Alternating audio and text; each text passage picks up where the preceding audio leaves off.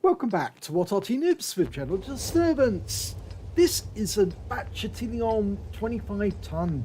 It's the tier 10 French medium tank with an oscillating turret and magazine, and it's located on the north spawn of Fjords under the command of NJBboys.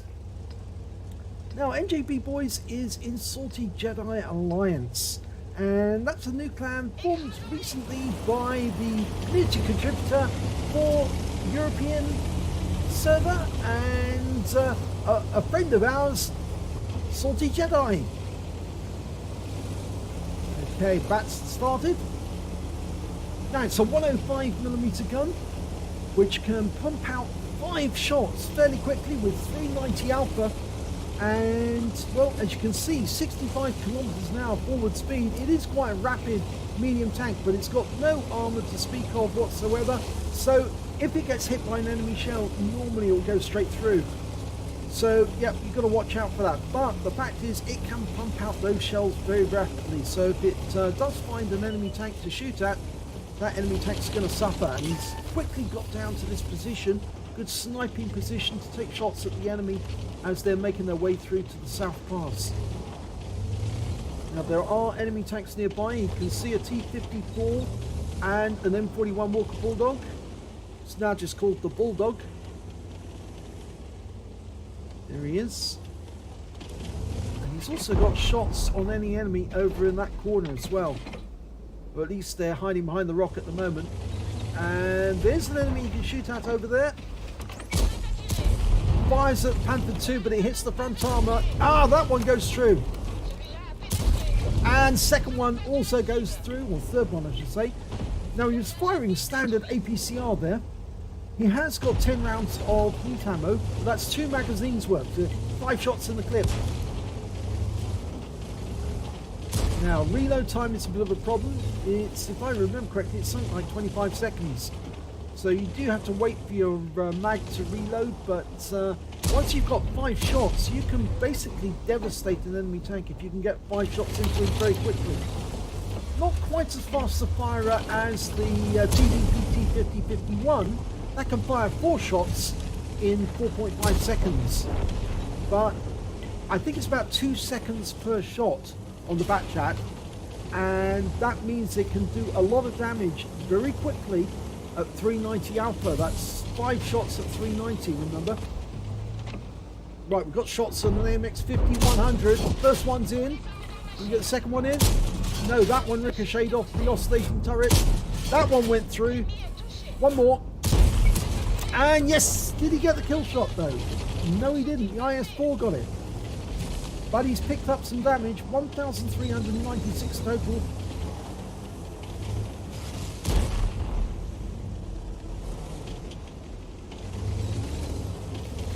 Now the Bat Chat 25 ton is basically the peak of the auto-loading French mediums, and that yes, ram kill. That M41 made a bit of a mistake there, and now he's loaded. He did that kill once he wasn't still loading, and now he's fully loaded. Fires the first one, didn't get a hit, didn't get a shot in, didn't get a penetration. Going up after the T-54, who's gone to the very edge, and now he's exposing his belly, and we're going to put the round in and finish him off. Yes, so that's his 3rd kill so far. Now he's still got 2 shots to fly, but nobody to shoot at. Oh, and he's being shot at by an ST1 down below. He needs to get behind the rocks. He was just exposing the top of his turret. I can't see exactly where the shell went in. It may have gone through that cupola actually. The cupola is showing a hole. Looking for the ST1. He's in reload now. He's got 2 mags of APCR and 2 mags of heat. And the ST1 is looking in this direction, but he couldn't see him, so he didn't fire. Now, and you can see NJBboys, it's actually NJBboys2014, but you can see he was having a look around to see which is his next target, try and make up his mind which is the better one to attack. going to go after the ones in his pass? No, goes past the Walker Bulldog that he killed. Really shouldn't have exposed himself to being pushed like that. And oh, the SD1 managed to track him. He had to burn his repair kit to get out of there quick, otherwise he would have got hit again. And you can see where those shells went in. One went through the cupola, another one went through the rear quarter. It's on the mud guard. And I suspect that it looks like there was one that went through the front as well, but at least I think he did. Let's have a look. Yes, you can see there's one in the lower plate. Yep, I think that came from the T-54. Okay, so he's rapidly making his way up to the T-32, the SU-130PM. He's going to attack them from the rear. He's got a full mag ready to go. Now, T-32 first. No, it's not going to be T-32, but he slots himself around that corner. And some of these enemies, they've had so low on hit points that he should be able to do a lot of damage to them. Now he's skirting around the edge there. He's going up on top of this mound. It's a very risky move, but let's see if he can make this pay off. He'll be shooting down on the enemies, just holding off for the moment until he went unsighted. Okay, he's loaded and he's auto-aimed. Oh, that one failed. We've got the SU-130PM looking at us. We fire around into the Object 140. Another. Get the kill shot. He's auto-aimed on, but the 140 is moving, and that SU-130 is coming up behind. There he is. Now, has NJBboys timed this correctly? He's only got one shot left, and he's trying to hide from that T-32 to the south. He's being very careful to hide himself below the ridgeline of these rocks. And this is deep water here, so he's going to have to be careful. Got one shot into the SU-130PM. He slid into the water. Oh, he's rolled! And the SU-130 goes in after him, and he's going to drown. So he's drowned.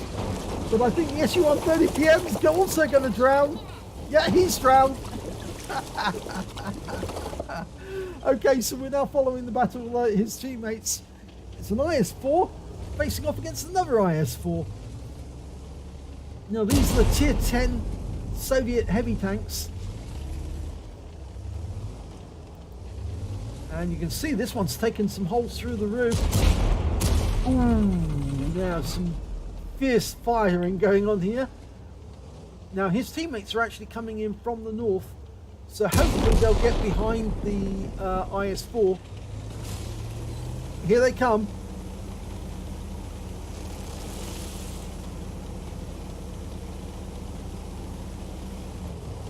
Okay, Object 257, your time is up. And the IS-4 takes the kill. Okay, so there are now only 2 enemy tanks remaining. The T-32 is up in the western pass, or the eastern pass rather I should say. And the last one's the ST-1, that tank that was actually putting shots into NJBboys. Where did he go? Well, he's probably down at the south pass. That's where he most likely is. And in fact, yes, he's been spotted. And in fact, he's gone around the other side, so the Strip S1's trying to get round there as quickly as he can. Unfortunately, we just lost the teammate. We lost our SU-130PM. You can see that NJBboys is cycling through his teammates to see what's going on. This is the IS-4 that was engaged in that fight. Holes through the roof. Of course, the weakest armor is always on the top of tanks, and you forget about that until, of course, you're an Arty player. And then you realise that, yes, that's the sort of the part of the tank that you want to hit the most. It's got the weakest armor, and of course your Arty rounds can do the most damage. Right, the ST-1 is one shot. Oh, and he's wiped out with that round. And that wins the game. So, a watery grave for NJBboys, but that was quite a fun game. So let's have a look at the end of battle stats. And it's the third class tanker for NJBboys2014 in the Bat Châtillon 25-ton. He managed to get a fighter badge for getting at least 4 kills. He got 4 exactly, a duelist for taking down 2 enemies who damaged him during the game. And he also managed to pick up a fire for effect in that battle. And the win rate for that game was 3,587. So let's have a look at the team score. Well, he didn't get the highest damage. That actually went to the IS-4. He did a huge amount of damage, 5,303 hit points of damage. He picked up the high caliber and a steel wall and got 4 kills. But NJB Boys did manage to get 3,220 hit points of damage, which puts him, let's have a look, 4th on the table on damage, because he was beaten by the IS-4 on the enemy team and the Object 140 as well. Both had slightly more than him. But he did get the highest number of kills jointly with the IS-4, 4 on his own team. And when it came to base XP, he was in 3rd place with 822, beaten by the IS-4 and the ELC M90 with 840. And I think the reason why he did so well, actually, was not only that he was doing a lot of spotting assistance, which of course he did, 1654, but he also did a fair amount of damage. And he is a tier 8 tank in a tier 10 game. So every high tier opponent that he was hitting was earning him extra XP. So let's have a look at the detail report. Well, he managed to get 15 shots fired in that game, got 13 direct hits and 10 penetrations. Damage of 3,220 hit points, of which 716 were at more than 300 meters. He received 5 hits, 4 of them penetrated, 1 non-penetration. As remember, I said that the armor on the Bat Chat 25-ton is pretty dreadful, actually. It's why it can go so quickly. You don't really want any shell to hit you, but it's the 1 non-penetration that actually went into the tracks. He was lucky that it did. The ST1 wasn't aiming correctly at him and just hit the tracks instead, so that benefited him there. But it did track him in place, and he had to burn his repair kit to get out of there quickly. He spotted 2 enemy vehicles, damaged 6 of the enemy, killed 4 of them, and did damage assistance for 160 hit points. On a premium count, he earned 51,983 credits, and because he used relatively little of his heat ammo, he did have heat ammo on board, just used the APCR most of the time, and as a consequence, he got a profit, 8,670 credits. He earned 1,233 XP, times 4 for the first victory of the day, took away 4,932 experience points altogether. And he titled this, How to Kill a Tank When Reloading. Well, yes, he did, and actually, in fact, that was the shock, that he actually went after that Radley's, the M41, as he was still in a reload state at the time, and just ram-killed him, because he was halfway up the cliff anyway, and it was very unlikely that he was going to be able to do much more damage. But NJB Boys had the presence of mind to say, aha, I can kill that one with a quick ram, get the kill on that, and then go after the T-54, and it worked out very nicely when he killed the T-54 as well. Did take a round from him, but you can expect to at least exchange 1 round with an enemy tank during any battle. So, yeah, good game. Pity about the ending, though. I think, you know, the thing is that the position he was fighting in, he was actually taking or engaging 3 enemy tanks at once. The T-32 couldn't shoot him at that moment, but the T-44, what was it, T-44, or the Object 140, rather, I should say, and the Su-130 PM were both trying to engage him at the same time. And so he really was, or had 3 against him. And when the Su-130 came around behind him, it sort of like forced him into the position where he had to seek cover. And unfortunately, on that particular ledge, it's very deep water. And if you fall into the water there, it's unlikely you're going to be able to drive your way out of it. As, of course, exactly what actually happened to the Su-130 PM once he slipped off the edge as well into the water. But technically speaking, he did get that kill on the Su-130 PM by forcing him to drop off into the water and drown himself. So nice kudos to him for that. He didn't get that kill. He wasn't awarded the kill, but yes, he was the proximate cause of the Su-130's demise. So if you enjoyed that battle, please give it a like and do subscribe to our channel, and hopefully it'll be your replay that I'll be featuring in the next video.